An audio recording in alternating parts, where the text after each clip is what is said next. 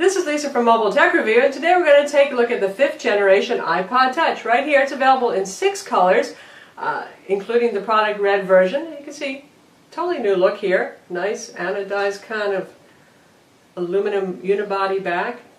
4-inch display, just like the iPhone 5, and a lot of the same goodies you get inside of the iPhone 4S. We're going to take a look at it now. So the 5th generation iPod Touch is just available now. You'll probably find it in a couple of Apple stores. Hopefully it'll start streaming into other stores soon. And it starts at $2.99. Gone is that magic, or what I would consider magic, $1.99 price point, where you don't start to sweat a little when you're spending money on a portable media player, game thing, whatever you want to call it. But now you have 32 and 64 gig options only. The 16 gig is gone. And given how big games are getting these days in movies, that's probably a logical thing.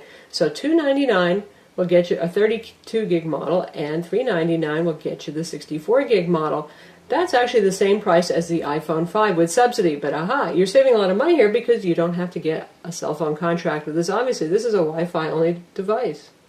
So what do you get for your money? You get a 4-inch Retina display. Again, you're talking the same stuff as the iPhone 5. It's 1136 pixels by 640 pixels. It is no wider than the last generation iPod Touch, just because it has the same number of pixels across. That means it's equally as easy to hold in your hand without having to worry about it. Obviously, it's going to have to be taller here. Otherwise, certainly the spirit of the iPod lives on in design. We have the front face here in white, our little belly button. You're always going to have on iOS devices. Incredibly thin. It's 1/4 inch. And it's got that wraparound unibody aluminum casing that feels nice. It's sort of satiny in the hand. It's not just slippery. And here we have this interesting little thing poking out, and that is for the included wrist strap or lanyard. And you can push it in, and spring-loaded, so it goes back in. So if you're not going to use it, it just stays flat, but obviously you're always going to see that little disc there. I know you guys probably will never use that lanyard, but I think Apple's trying to make it seem like it's a point-and-shoot camera maybe, or just to help you not lose it, because this thing is incredibly small, thin, and light. Speaking of light, it is 3.1 ounces. The back here, you see your 5-megapixel camera with LED flash, and this little black spot here, that's the antenna window for your Wi-Fi and your Bluetooth to ensure that you get pretty decent reception. This does have dual-band Wi-Fi 802.11 BGN, and it has Bluetooth 4.0, and it's also got Nike support. Up top, there's your power button, just as you would expect. Nothing on that side. Here's our new lightning connector down here. The new 8-pin connector comes with the proper cable for that. 30-pin connector is gone. That means unless you get Apple's $29 adapter, this will not work with accessories that have a 30-pin dock connector. Headphone jack on the bottom.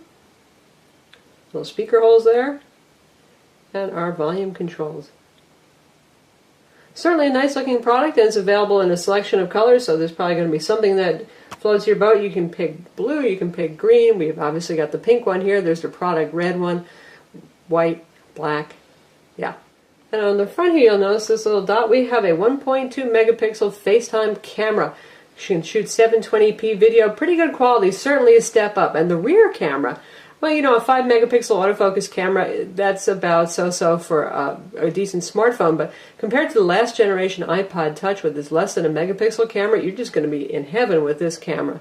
It's about on par with the iPhone 4, which is to say that's a pretty decent camera. You're not going to get the beautiful shots that you might from the iPhone 5 or even the 4S with the 8-megapixel camera, but this can shoot 1080p video out the rear, and as long as lighting is good, I found it takes pretty decent shots. One thing that you will notice if you're coming from the 4th generation iPod Touch is an increase in speed. Now this guy has about the same brains as the iPhone 4S, so it's not as smart as the new iPhone 5, but still the iPhone 4S marked that jump to a dual-core A5 CPU, considerably faster than the single-core A5 that was used in the iPod Touch or the iPhone 4. So if you've been feeling the pain when you've been trying to play games with this, which obviously is one of the primary uses of this product, you're going to notice a lot of improvement. And that's an 800 megahertz dual-core A5, by the way, with dual-core graphics. Now, right now, I'd say that every game I've thrown at it plays just fine. I don't feel like it's slow, laggy, or prone to crash, but I can tell you that I've owned iPod Touches in the past. Often I have an Android phone, and I use the iPod Touch for the games and all the neat iOS apps that are out there. And at first, it seems like a great thing, and then about 6 months or a year later, you know, because there's always some new, more powerful iPad or iPhone out there, developers keep making games more and more demanding, and the iPod Touch starts to feel kind of slow or laggy. But for right now, it's feeling just fine and just fast. But like I said, down the road a year from now, you probably will notice that you don't have the fastest CPU that's available like you're getting in the iPhone 5. But that's always been the iPod Touch dilemma. It's always a generation behind in terms of the horsepower internals that you've got inside. Still, it's certainly a very smart and capable device. Again, I mean, the iPhone 4S itself is still a pretty zippy thing. And as you'd expect, the UI is very responsive here. And we'll play some games so you can see what that's like. Another new feature is Siri. This runs iOS 6 and it comes with Siri. Now if you have a 4th generation iPod Touch, you could upgrade to iOS 6, but you don't get Siri because Apple says it needs that dual core in there to actually power Siri. Now, one thing to remember with this compared to the iPhone is that, well, it's only Wi-Fi, right? There is no 3G or 4G here, so Siri requires a data connection. Anything that you say to it gets sent up to a server to actually be interpreted, and then it shoots the results back down. So this is only as useful with Siri as your closest Wi-Fi access point, or if you own a mobile hotspot and you're using that, that's great. But otherwise, it's Siri in all of its, generally speaking, glory. It's pretty good, it's pretty intelligent. It can find nearby movies, give you weather reports, find folks in your contacts, launch applications. It's quite a powerful and, generally speaking, accurate voice command system. What's Apple's stock price? Apple closed at $628.10 today, down $12.81, or 2%. Well, not a good day for Apple, but a good day for Siri there. That worked quite well. In terms of built-in applications, it's just what you would expect. You've got your PIM applications, you have your calendar, you have your photos, you have your camera app. Passbook, new for iOS 6, is on board here. You have your weather, we have maps, and that means Apple Maps, not Google Maps. You've heard all about that. You know what that is. Video player to play your locally stored videos. Of course, anything is synced with iTunes, and you can use iCloud with this and do iCloud syncing.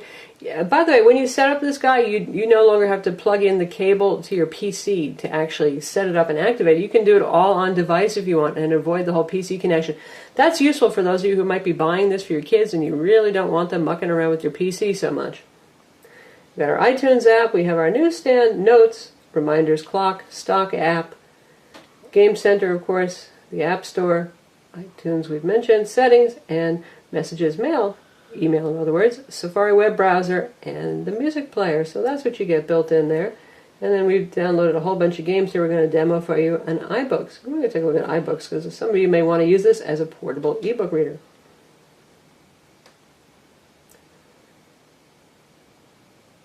And we're loading this book for the first time.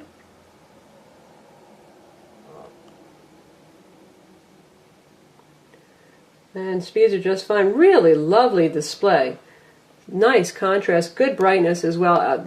Generally speaking, iPod Touches are a little bit dimmer than the iPhone, but in this case, I'd say you're getting about the same amount of brightness. Now, that may affect battery life a little bit. So far, we've found with video playback that it uses up battery more quickly if you've got the brightness set pretty high compared to the 4th generation iPod Touch. But if you're keeping it at brightness, say 50% or so, then I think you should expect, about 5 3/4 to 6 hours of video playback time at least, maybe a little bit more at 50%. If you're maxing out the brightness, you're looking more at 5.5 hours of video playback. Anyway, our book is looking great here. It's responsive, it works, very sharp, easy on the eyes, certainly nice as a pocket ebook reader. And here we've got the Safari web browser loaded on our website, Mobile Tech Review. Nice and fast as always. Good zooming speeds. Works just fine. And the SunSpider JavaScript test is scored 1785, which puts it up there with today's faster smartphones. Still not as fast as the record-breaking iPhone 5 that scored 935, where lower numbers are better, but that is way beyond faster than anything else on the market at the moment. On Geekbench, in terms of speed, just for measuring your CPU and GPU, this scored a 670, which is about half of the iPhone 5 and on par with the iPhone 4S. Again, just as you would expect. Now to compare it to the iPhone 5, which I have in this hand here, you can see just about the same size footprint, where the difference is going to be in thickness. The iPhone is obviously thicker, closer to 1/3 of an inch rather than 1/4 of an inch. Both pretty skinny devices, though. and the different back treatment. As you can see, we've got the wraparound aluminum here in a color versus your choice of either black or white aluminum with white or plastic strips at the top and bottom. And now for maybe a less expected comparison, but no doubt still relevant. Here we have the 5th Gen iPod Touch in front of the Amazon Kindle Fire HD. Now the Kindle Fire HD actually starts $100 less than this little iPod Touch. You know, in the US we tend to think bigger is better and we should pay more for bigger. That isn't always the case. Miniaturization does cost some money. But that said, beyond that, I think that they do serve some of the same purposes. And you can say the Nexus 7 does to a certain extent, though Amazon has more of the turnkey store setup on here that kind of matches the iTunes functionality where you can easily stream movies, music, buy stuff, buy books, all that kind of thing on the Kindle Fire HD as well. So yes, you can spend $100 less and get this bigger device. Now this is the point where you can say to yourself, what is it you want? Obviously, the iPod Touch here is an awful lot smaller. This fits in your pocket, this fits anywhere. Very thin, very small device. The Kindle Fire, even though it's only a 7-inch device, looks absolutely huge next to it. So if huge sounds good to you, you want more space for games and for reading books and for browsing the web, well, the Kindle Fire could make some sense for you. But if portability counts, or especially if you're giving this to a kid who may have small hands, then the iPod Touch makes a lot more sense. If you want a pocket music player, again, iPod Touch makes sense. You're not going to go jogging with this Kindle Fire HD, I would warrant. Typical of Apple, the camera interface is very minimal. You've got your giant shutter button right here. You can switch between photo and video. You can control the flash, switch between your cameras, and here's your options. You can do panorama. You've got HDR here, which is always nice to have. And other than that, it's pretty much just point and shoot. Very simple. Shutter times are very fast. It's a little faster if we actually have something to focus on. So we're going to tap to focus there. Good speeds. And again, you can also shoot 1080p video. And as long as light is decent, it takes pretty nice shots and pretty nice video. Frame rates will drop when you're shooting video if you're shooting in a dark location, for example. And you'll get some more noise, but all in all, a pretty decent camera. Other iOS 6 goodies are here. Again, besides the new Passbook application in Siri, we've got the notification center running up top here, just like you'd see on an iPhone. All good stuff. We have iMessage on board, so you don't have to have an iPhone to do iMessage, of course. You can do that on any of your very recent iDevices. And it can do AirPlay mirroring if you happen to have an Apple TV, also handy. Video playback is always very capable, and really with this nice Retina screen, it's going to look good. We have a trailer here. It's actually a full 1080p trailer. And you can hear the really tinny speaker. Thank God for the headphone jack. But it looks great, and smooth frame rates. Now speaking of headphones, here's the usual box that an iPod Touch comes in. Heavy lucite. You get your little welcome guide in here, and you get your new EarPod headphones, which I do happen to like. They do sound better, and at least when it comes to my ears, they do stay in better. You get a lanyard strap, again a wrist strap in matching color, matches whatever color iPod Touch you buy, and we here have our lightning cable with the new 8-pin smart connector that goes in either way. There is no wrong way to stick that in anymore. And now to test out gaming, we're starting with Modern Combat 3.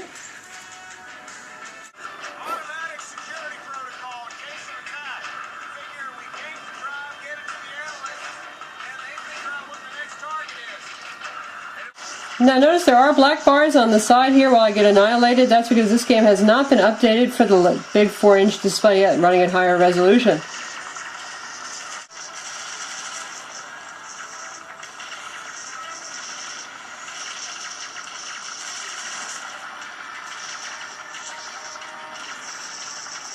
So that's Modern Combat 3 on the iPod Touch 5th Gen.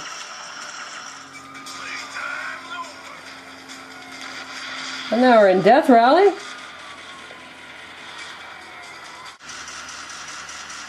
Game runs just fine.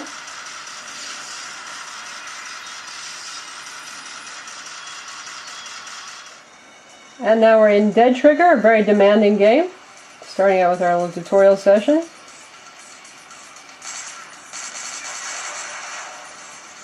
So far so good, playing smoothly. Looking for some undead friends to play with here. One thing to note, that this, because it is so thin, there's not much between you and the CPU and the parts that get hot. If you're playing games, you will feel some heat coming right through the screen even. Plays absolutely just fine. Oops.